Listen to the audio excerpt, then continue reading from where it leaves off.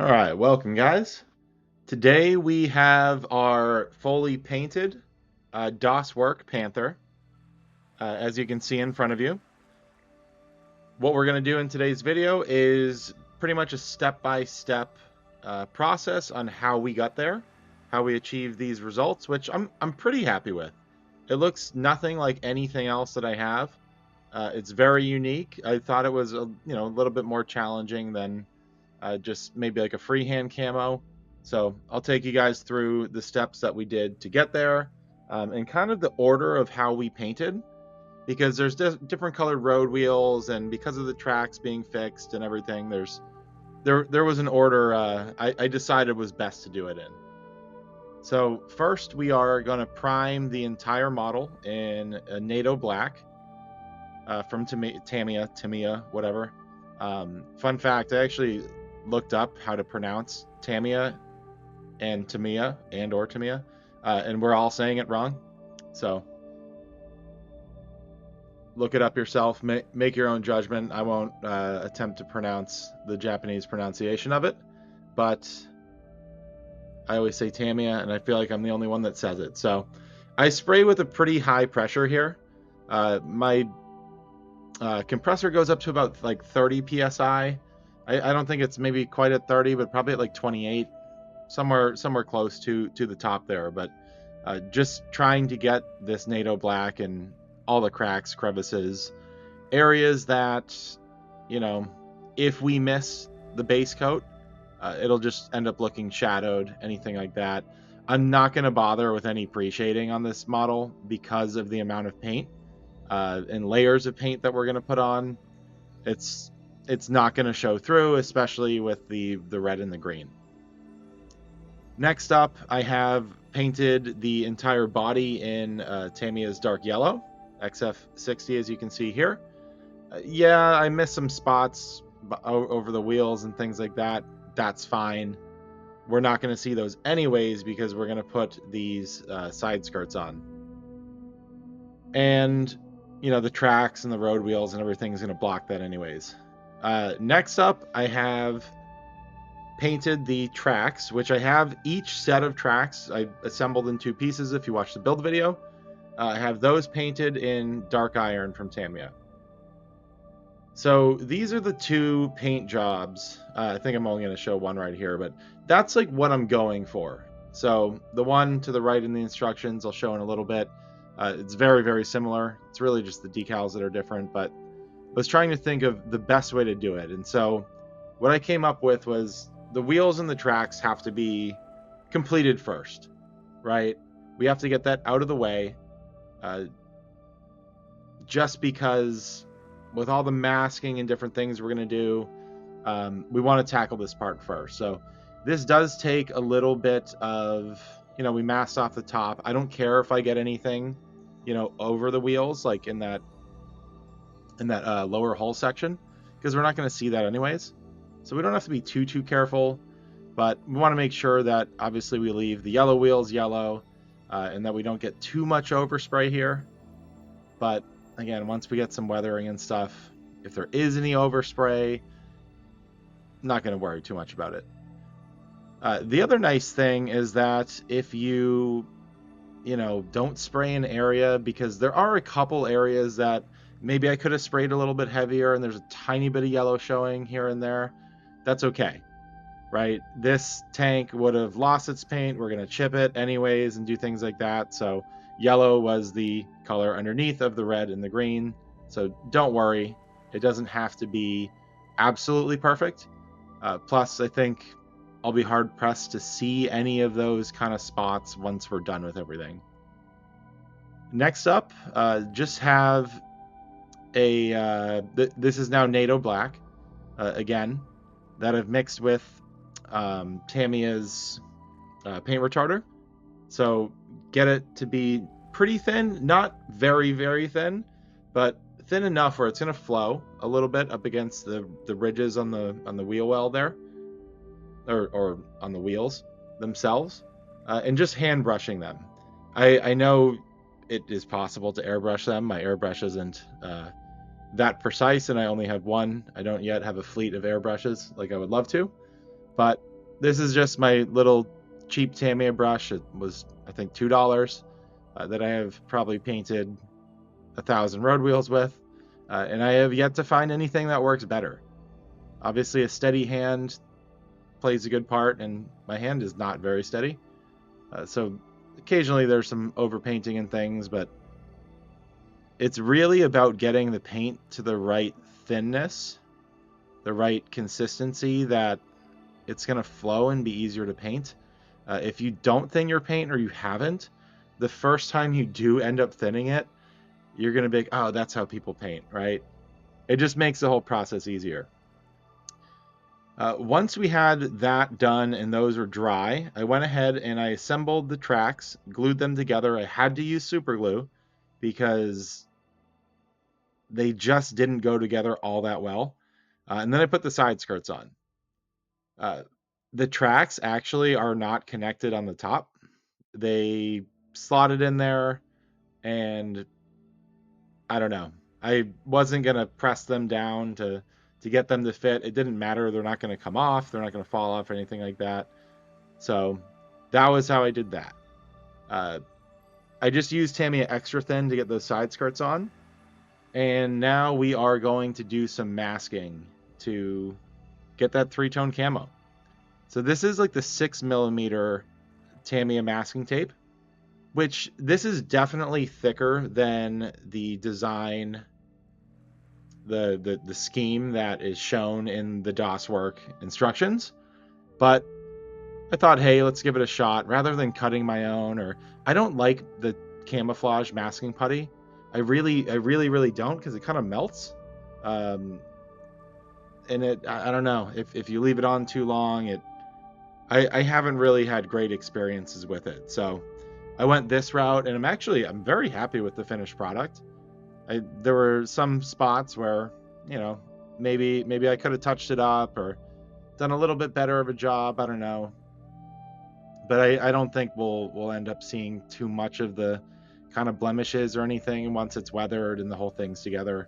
Some of those things kind of start to go away. Plus, this is a Blitz kit, and I didn't want to. I don't want to rush, but I also don't want to commit, a ton of hours into this. I want to commit like a good amount of hours and a good amount of effort, but I also want to kind of build the kit as it's intended, which it's a 3-tone German camouflage. It's not going to go together in 4 hours from start to finish, or 5 hours. I don't know how that's possible. What they say on their website, that you can build it in 3 and paint and weather in 5. I don't know. I don't know how you do this with paint drying and everything in that amount of time. But I still want to, like I said, not spend more than maybe, I don't know, 20 combined hours with the whole process.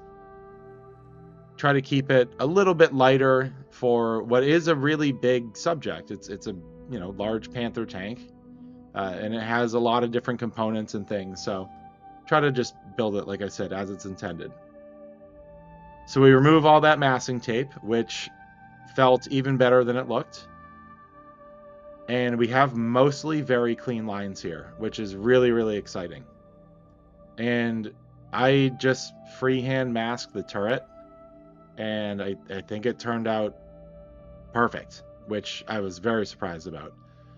Even did some masking down into the back there, and it's very, very clean. Obviously, you can see a couple spots where, I had to use multiple pieces to get some of the bends and the curves, and there's a little piece of green that I need to fix up front, but I'll do that later in the video. But overall, very, very cool. I know it's not exactly what maybe I've seen on other kits or what was in the paint, scheme there in the instructions, but I'm really happy with it. I think it's very, very unique, and it was actually very easy.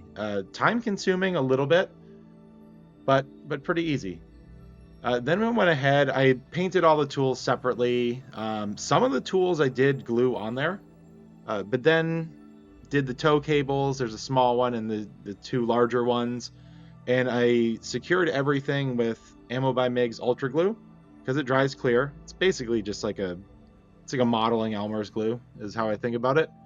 and then very, very small amounts of super glue, because I wanted to make sure that the tow cable was, you know, weighted down to the vehicle, right? And that there weren't gaps. Yes, it does look like, you know, it's rising up a little bit there. That's because there's that wood box there. So the tow cable looks like it's gravitationally correct. So I actually went with this scheme, which I know I showed the other one previously. I was going back and forth, but in terms of the markings, I don't know why. I kind of just, they both look the same to me. And there's not very many on this kit. We have 2 of these 209s, which unfortunately, there is a pretty decent amount of carrier film. Um, they're not the thinnest decals. I would have to say they're probably pretty similar to a Tamiya decal in terms of thickness. And then we have our 2 little iron crosses here. But you can still see some of the carrier film in the end if you wanted to. If you wanted to dedicate a little bit more time, if you were worried about it, I'd probably suggest cutting the numbers out individually.